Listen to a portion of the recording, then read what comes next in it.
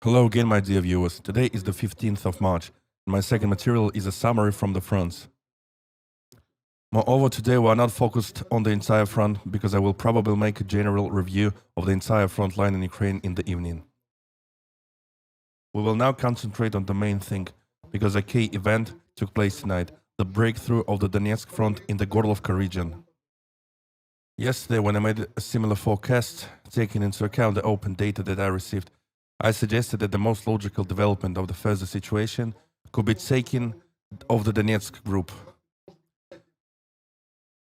There is a strike from the Gorlovka area, bypassing Avdiivka and further closing the encirclement around the Donetsk grouping of the armed forces of Ukraine in the Pokrovka area.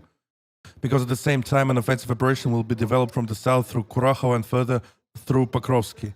The fact that something is planned there, in fact, has already been seen since yesterday morning. That is, the intensity of the work of Russian aviation and artillery grew from hour to hour, and the real nightmare for the armed forces of Ukraine began at about 9 to 10 p.m. It was very difficult to describe what was happening at that time in the Avdiivka area.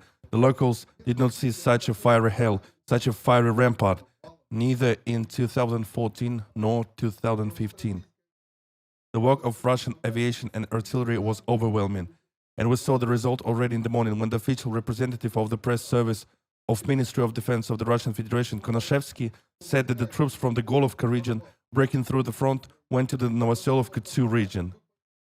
For you to understand, there was a distance of 8 kilometers from the front line occupied by the DPR troops and Russian units to this place. From 10 p.m. to about 8 a.m., the troops advanced 8 kilometers and advanced through several lines of defense, a laid concrete fortification, which was created over the course of 7 years.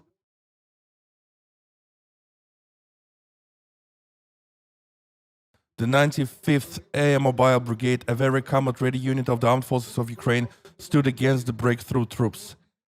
In just a few hours, it was burned to the ground. That is, the Russian Federation has shown how it can break through the enemy's echelon defenses in just a few hours. In fact, I probably don't remember such a breakthrough since the Great Patriotic War, so that it was done so quickly to such a depth and with such effect.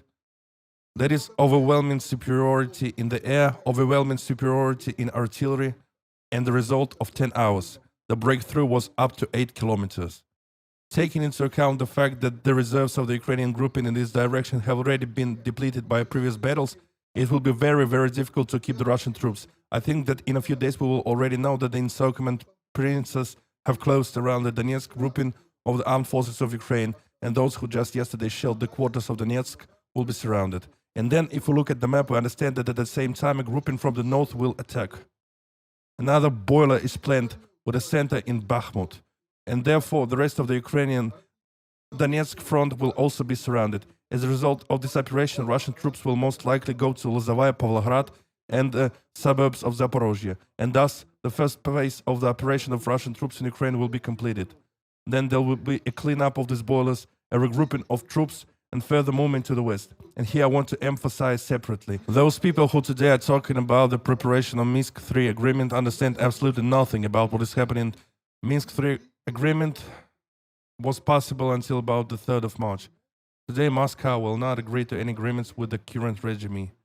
From this regime, only unconditional surrender can be accepted, as in 1945, which is logical. There is nothing to talk about with these people. These people have already crossed all the boundaries of what is permitted. This is the most important thing that has happened to date on the front line in Donbass. I emphasize that a more complete review in all areas will be in the evening. There are also a lot of interesting advances in the south near Kiev.